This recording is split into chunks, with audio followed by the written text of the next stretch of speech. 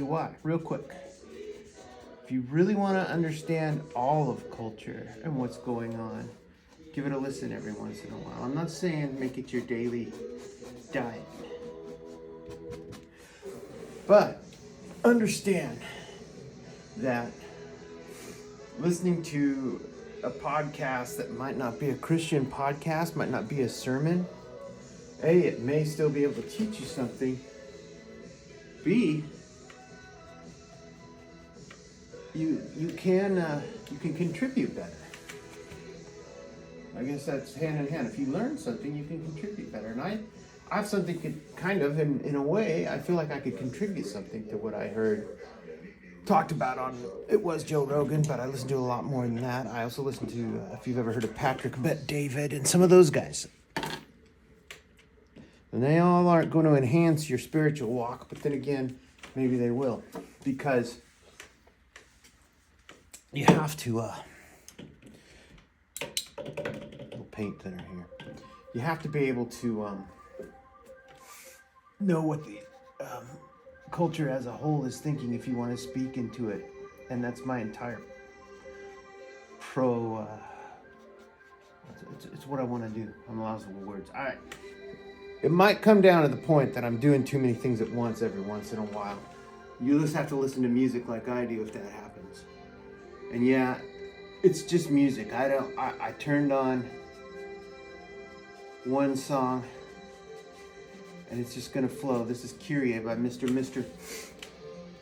Yes, I was a huge lover of all the music when I was a kid, and I know most of it. You can't really stump me on 80s music. I'm a Gen Xer, and I'm a true Gen Xer.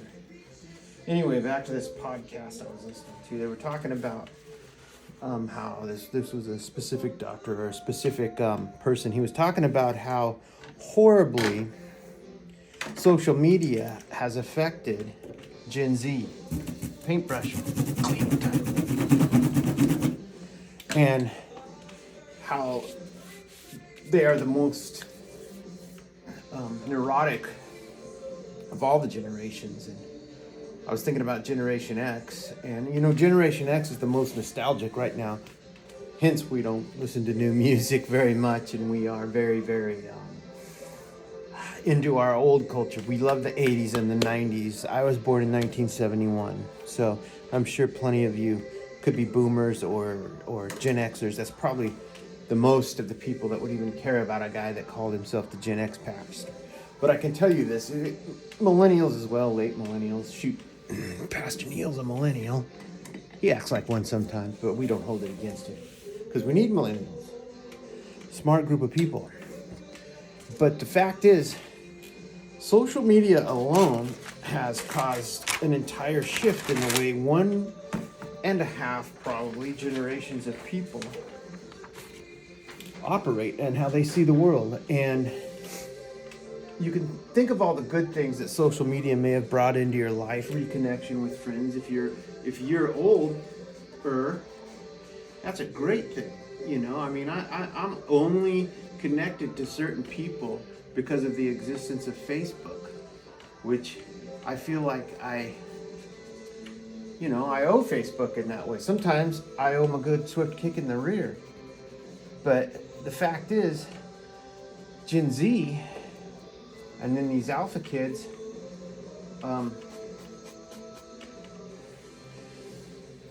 they live their lives comparing themselves to one another 24/7. Their average online and social media is 9 hours a day. That's on top of doing whatever else they do. And if they were to watch a movie or anything else like that, you put that with school, they're spending most of their time in a state of always, how like when you go out, you gotta be on, they're spending most of their time like that. And it's made them neurotic for the most part. Now, my kids are a very much older Gen Z and a very much younger millennial. I've got one that's turning 28 tomorrow and one that's turning 25 next month. And they still grew up with smartphones in their hands, which for the most part. I mean, they're not going to remember much of a time period without technology.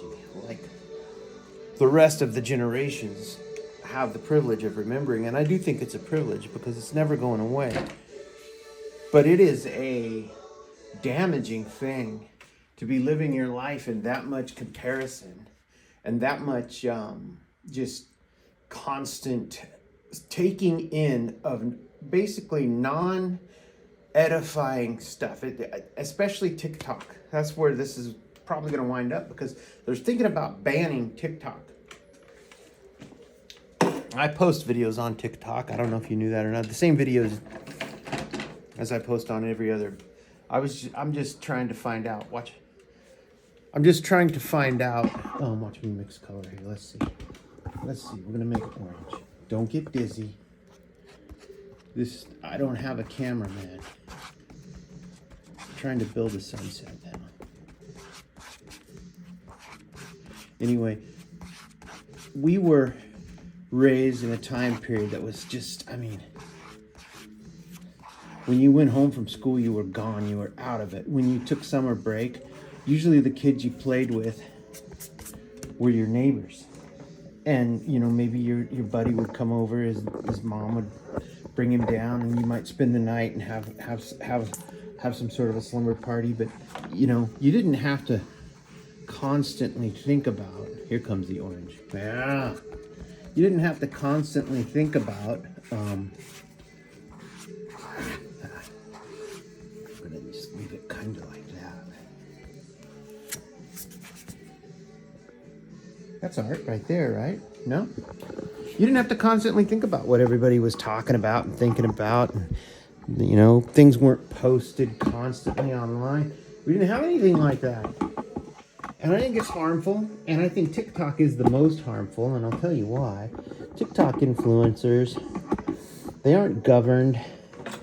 When they'll outright admit, okay, here we go. They'll outright admit they're after your kids, you know?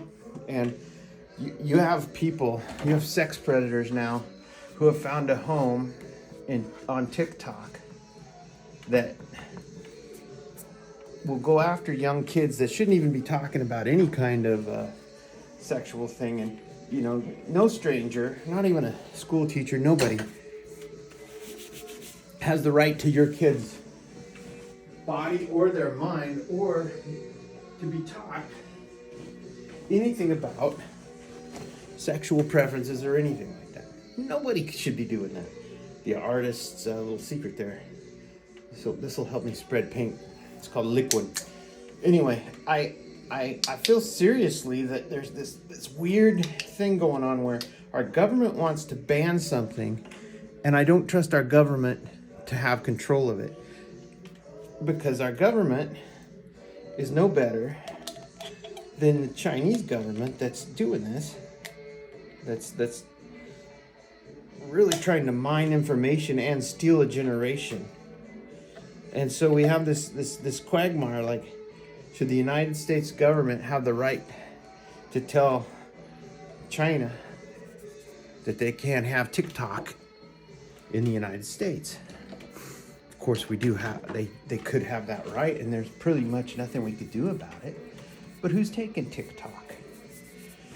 And why is it so important to everybody all of a sudden? They've already basically snagged this generation. You can't put this paint back in the tube any more than you could put Gen Z back into their a better upbringing and a safer space. They are fractured, and it's going to take some time to get them out of that.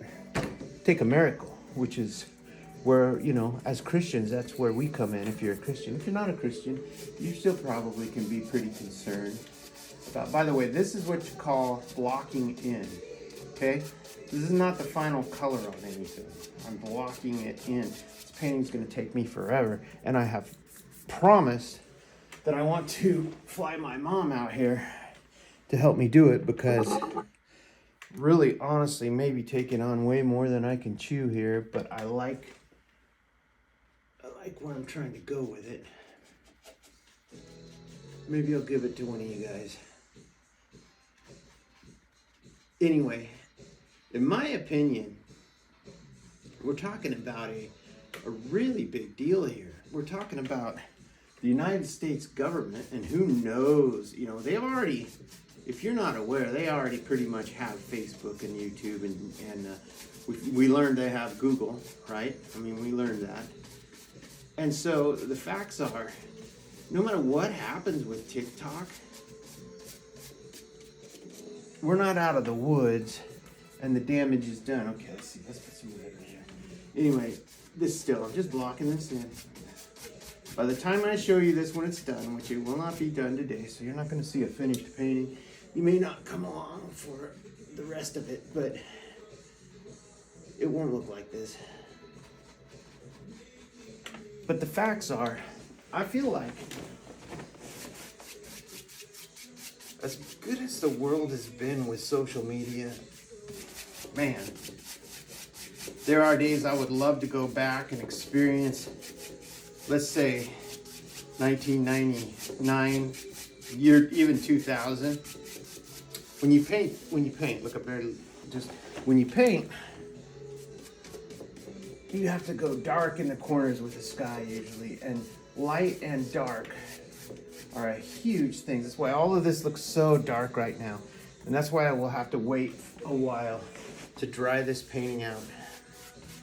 And I may not even paint in the middle here right away, but got to dry this painting out a little bit every once in a while so I can, oh wow, that got some stuff in it.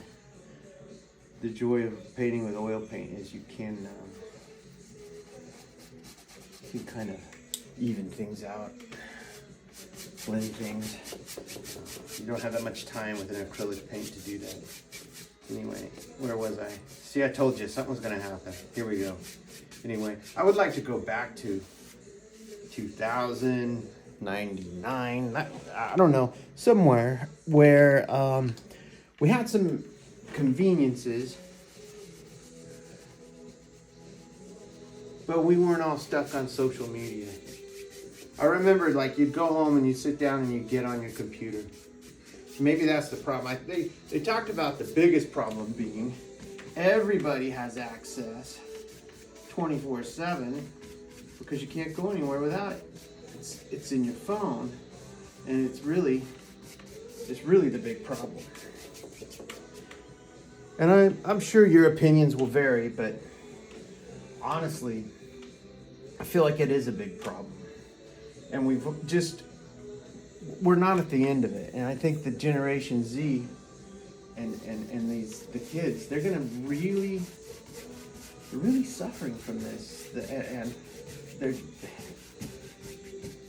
traumatizing each other. You know, we make fun of the cyberbullying stuff. I don't know if I make fun of it, but I make light of it. I don't think I never took it seriously.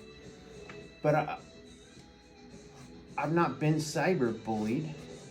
I've been real bullied. I was a teacher's kid. I'll never forget the day I finally learned that I could fight. You know, not only, I mean, I knew I could possibly fight, but I learned that my dad understood a little bit of what I was going through. He taught at the same school I taught at, and I got in a fight with a kid. I had a cast on my left arm.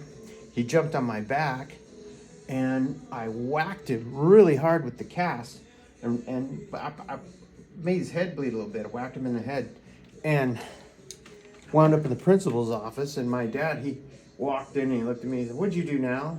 And I said, I hit this kid. I said his name. I won't say his name now. I hit him with my cast because he jumped on my back, and my dad, he leaned way down and whispered in my ear, "Good job." And that's when I knew, it was like, okay, my dad understands what I'm going through here. But when it comes to the cyberbullying stuff, it's real. It makes kids go nuts, and it's also dangerous.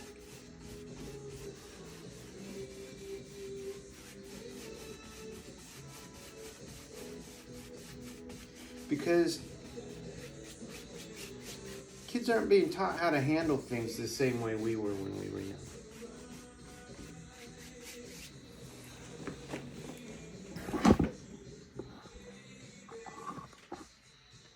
All right, let's see.